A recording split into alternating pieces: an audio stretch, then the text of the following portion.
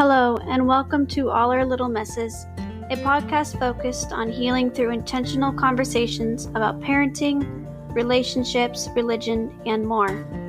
I am your host, Veronica Winrod, and I'm so happy to have you here, listening in on my thoughts today. I hope you enjoy this episode.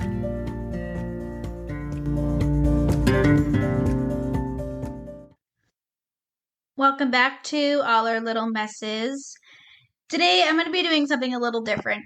I was recently inspired by someone to start basing episodes off of verses or chapters in the Bible that I find inspiring. So, something I wanted to talk about today was Proverbs 31, which I feel like is not talked about enough within Christian and Catholic circles. Proverbs 31, starting with verse 10, is such a powerful guidebook for Christian and Catholic women.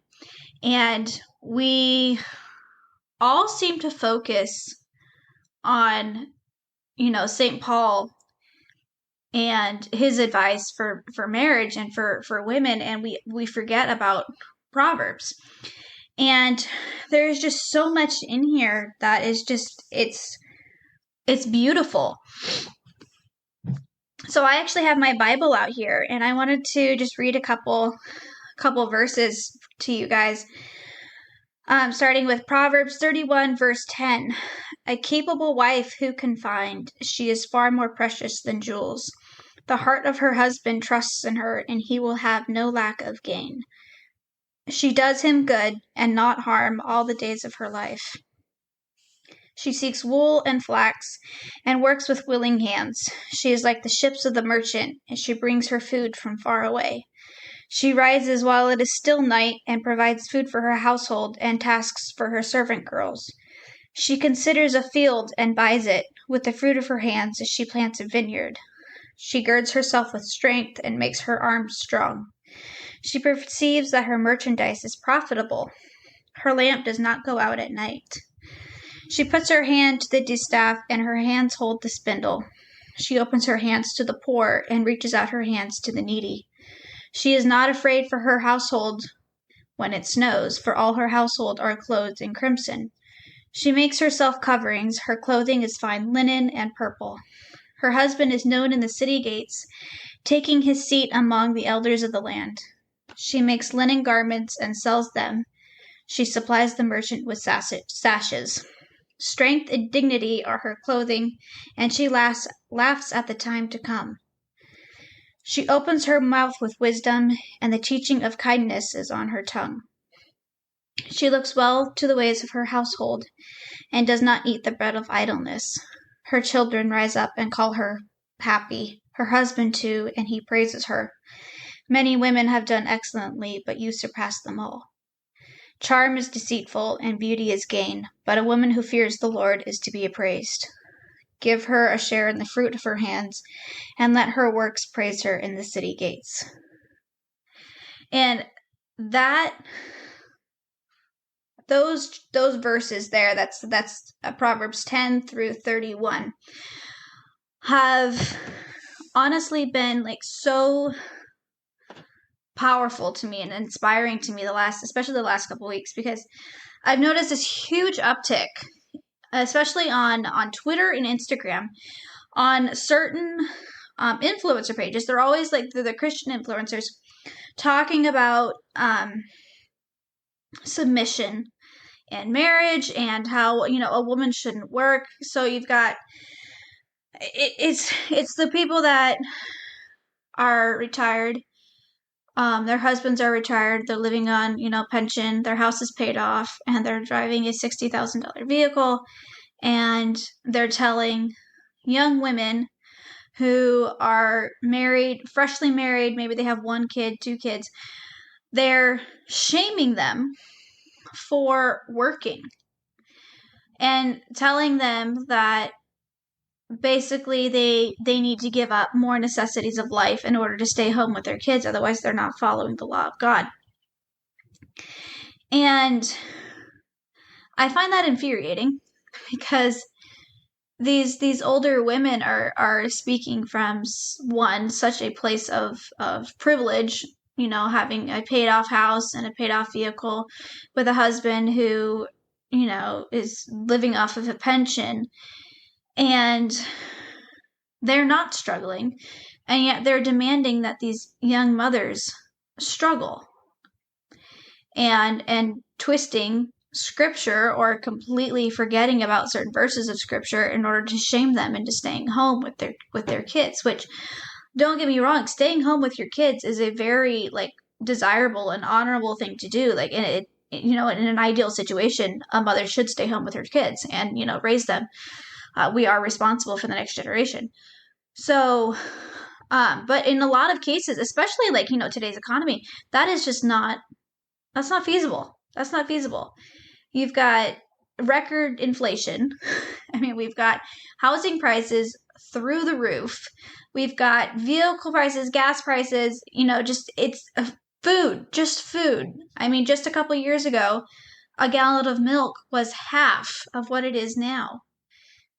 So a lot of families are finding it impossible to live off of one income. And these mothers are feeling, forced into a corner. What's my alternative? Either I go to work and I help my husband, and, we support this family together while we have to, or my children starve. And that's literally the thought process. And I can speak from experience, having gone through some financial struggles myself in the past. That was my thought process was, either I stay home and I worry extensively about whether or not I'm going to have money to feed my kids, or I, help my husband with the burden of supporting the household for 6 months to a year to help alleviate some of the financial stress, and we don't worry about food for our kids. So that's a struggle that a lot of modern Christian mothers are facing. And you have these influencers on, Instagram and Twitter and TikTok shaming them for making this sacrifice. It's not enjoyable. It's not enjoyable to leave our kids at home and, go off to work making only $5 over minimum wage. It's not fun. We don't enjoy it. We're not doing it because, we're rebellious women and we just want our careers, and we'd rather submit to a boss than submit to our husbands. We do it out of necessity. They do it because they have to. They do it because they love their children. And so shaming them by quoting, certain verses in the Bible that talk about, I believe it was, let me pull it up here. It was in the book of Titus. I am pulling it up now. So it was Titus 2, verses 3 through 5. Likewise, tell the older women to be reverent in behavior, not to be slanderers or slaves to drink. They are to teach what is good, so that they may encourage the young women to love their husbands, to love their children, to be self-controlled, chaste, good managers of the household, kind, being submissive to their husbands, so that the word of God may not be discredited. And a lot of these influencers are taking those verses there to mean that when it says good managers of the household and loving their children, to mean that they must stay at home and you must not work. You are not allowed to work. When in fact it says, in Proverbs 31, it talks about the capable wife seeking wool and flax, working with willing hands, managing her household and tasks for her servant girls. She considers a field. This part is really the stickler for me. This part is just, it's amazing. She considers a field and buys it. With the fruit of her hands, she plants a vineyard. She perceives that her merchandise is profitable. That is amazing. That is amazing. So here you've got, Solomon talking about a woman building a business, She's running a business. She considers a field and she buys it. She perceives that her merchandise is profitable. That is amazing. That completely goes against the messaging that a lot of these women are forcing onto, young mothers and working women these days, is that they have to stay home with their kids. They have no other choice. And if they don't stay home with their kids, then, they're sinning. And they're, a bad mom. They're not a good Christian. They're not a good Catholic. And it's anti-biblical. When in fact, you've got it right here in the Bible that, you've got a woman who has children and she's running a business. Now, it also does talk about in the book of Proverbs that her children rise up and call her blessed. She does not abandon her children. And that is extremely, extremely important to note there, because I don't think it is biblically justified for a mother to leave her children to go to work to the detriment of their mental, physical, or spiritual welfare. Like, that is, our children are, once we make that decision to have children and God gives us that responsibility, they are our number one job, to the exclusion of all else. Like our marriage, so it's God, and like in my mind, at least in my life, it's God, my marriage, then my kids, and then everything else is below that. So if anything in life stands between me and those three things, I don't even consider it. Like it's just a no. And so if it is a necessity for you to go to work, if going to work is going to be at the detriment of your children or your marriage, then you can't do it, because those responsibilities and those covenants with your husband and with God they're number one. They come before everything else. And they do talk about that here in the Bible. Even if they're talking about the Proverbs 31 woman, considering a field and, perceiving that her merchandise is profitable, they also note that the heart of her husband trusts in her and she does him good and not harm. She rises while it is still night. It's still dark outside, and she provides food for her household. So she tends to the needs of her household, her husband and her children, before she tends to the needs of her business. And so that is something that I feel is very important to remember, because we so often, when we have a job or something like that, we so often let it come between us and our children, and come between us and our husbands. And like, we have to remember that it's just a job, and the job's end is to feed us and to clothe us, and that is it.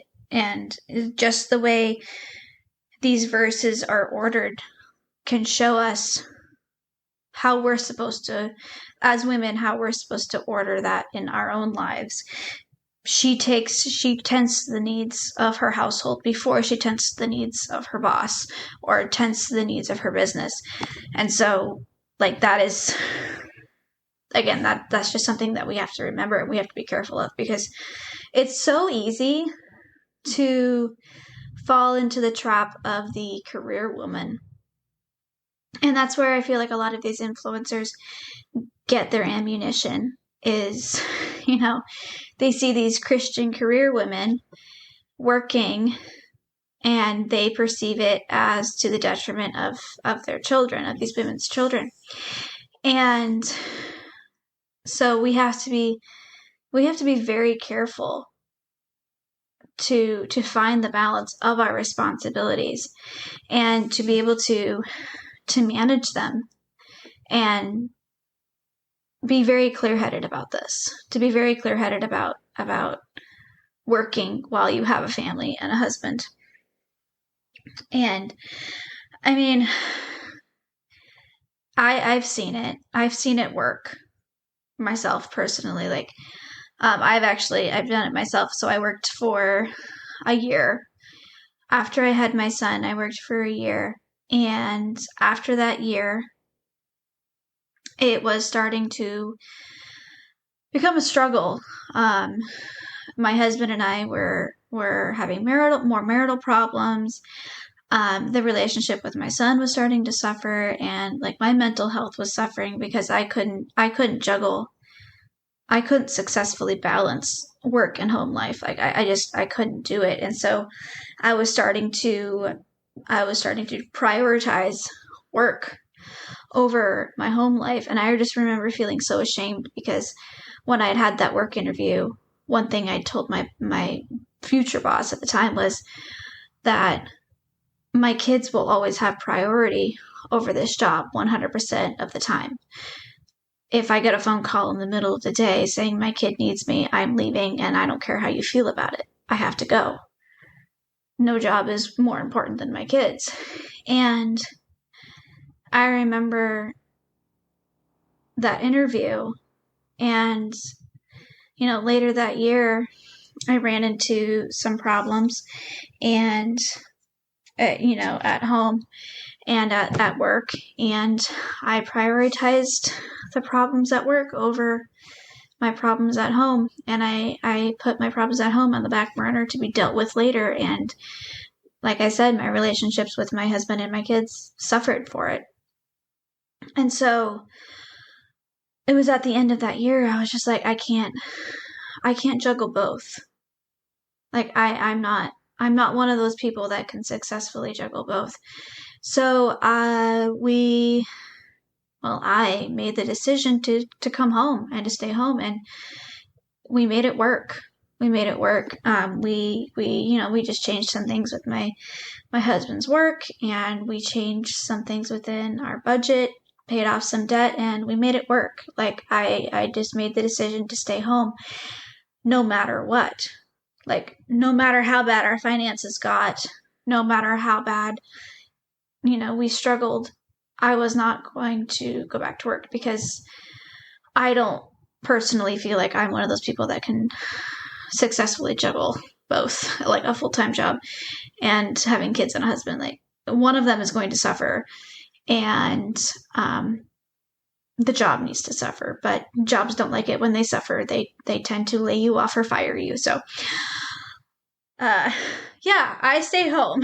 I stay home now. But for those women that can successfully juggle, work and home life, it's important to remember, especially if we're Christians or Catholics, that we have to maintain the correct balance of our work and home life. Like our kids are number one. We cannot allow them to suffer for our personal choices. So if we choose personally to go back to work, they cannot suffer for that decision. We have to make sure that their needs are met. And before we go back to work, and when I say needs, I'm not just talking about they have a roof over their head and they have food in their belly and shoes and clothes on their backs. I'm talking about their emotional and their mental and spiritual needs as well. Like those needs must 100% be met before we go back to work, because we are mothers first and foremost. Like it might be hard for some women to hear that, their identity is motherhood. But until your child turns 18 and leaves, your guidance and your protection, your identity is being a mother. That is our number one job. That is our first job. We are in charge of raising the next generation. And if we cannot successfully do that in all the ways, then we need to let go of the things that are stopping us from doing that. And if, our jobs are stopping us from doing that, then we need to change that job. We need to let go of that job as something. We have to protect our kids. So, Proverbs 31 is very clear about that. we can work. We can work. In my mind, like reading through this, and I've actually talked to a priest about this, about Proverbs 31 too, and he actually agreed on me on this one. Like, it does say that we can work, we can run businesses, but he also agreed that it seems to imply that we cannot do it to the detriment of our children, just in the way that these verses are ordered. It talks about how we care, we're a capable wife caring for our husband and our children, our household, and our servant girls. Then it talks about how we run a successful business. Then it talks about how productive we are. Then it talks about, our care for the poor and the needy, and how prepared we are to take care of our household for times of distress, future distress, things like that. And then it talks about how the people around us, after following these guidelines in Proverbs, because Proverbs is, Proverbs is a rule book. So this rule book for being a righteous woman and a capable wife, it talks about how after following these rules and applying them to our lives and to her life, this woman was, her husband was known in the city gates, and she praised her. Her children rose up and called her blessed. So that priority of life and these rules are there for a reason. Like, it's very important for us to properly read scripture and not just pick and choose little tidbits out of the Bible that will make the best clickbait on your next TikTok video. And not pull out little tidbits that will make the best clickbait on your next tweet on Twitter. And I'm specifically thinking of a certain number of influencers when I talk about this. Yesterday, I went down the rabbit hole of a particular Twitter account, and I could not believe it. It was so full of absolute hate, vitriol, and shaming towards mothers who choose to work, or, maybe they're having a very difficult postpartum period and they can't have sexual relations with their husbands when their husbands absolutely claim that they need it. The hate and shaming that this woman was doing on these poor young mothers was just absolutely horrible. And so I got out my Bible last night and I started reading these verses that she was quoting, and then I just started reading other verses that I'd heard other people quoting, and I was just like, this doesn't say at all what you think it says. This doesn't make sense. So yeah, I wanted to talk about that today because there is a lot of shame in traditional culture on women who choose to go to work. And we carry that shame with us. We feel ashamed about working. Somehow we're bad mothers. Even though the whole reason why we go to work in the first place is out of love and care for our children. We're not doing it out of some selfish need to feel fulfilled. It has nothing to do with that. It 100% makes our lives harder to go to work. Because now we have 3 jobs. We have to be a good employee, we have to be a good wife, and a good mother. We have 3 full-time jobs now. Why would any woman choose that? On purpose. Why would we choose that? It's so much easier not to. So, when a woman makes the choice to go to work, she's doing it because she feels the necessity of it. And so I would really urge those who think this way, who think that mothers shouldn't work, I would really urge them to think about all the reasons why you think women shouldn't work.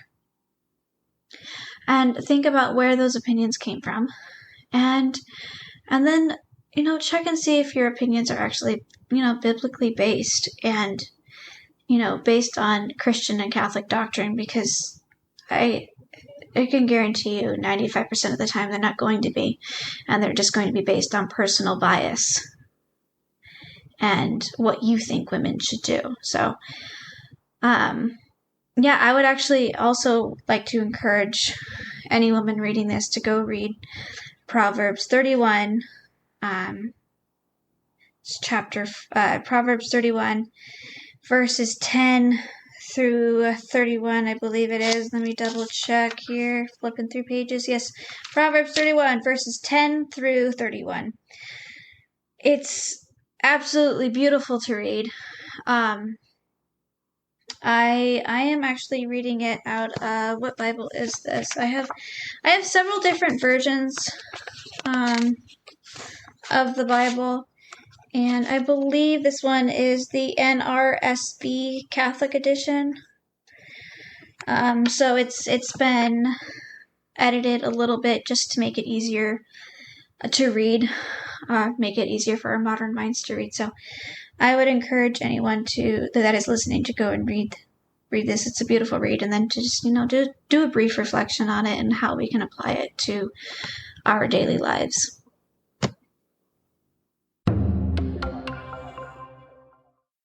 Thank you for tuning into all of our little messes. This has been a very interesting podcast episode for me to record. Because it was kind of a new topic for me. I'd never really thought about Proverbs 31 before that way, so it was interesting and very awesome to spend the last week just kind of diving into the Proverbs and trying to figure out what it meant. There was a couple of phone calls and emails I sent to my parish priest with questions. I'm sure he got annoyed. So, but yes, thank you for tuning in this week, and don't forget to hit that follow button and download every week so you can catch up on last week's and future episodes. Thank you very much for listening. I'll see you guys next week.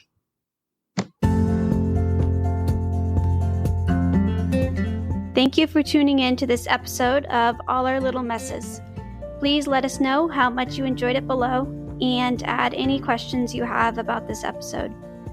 Also, don't forget to follow us on Patreon for amazing exclusive perks, including early access to podcast episodes and bonus episodes every month.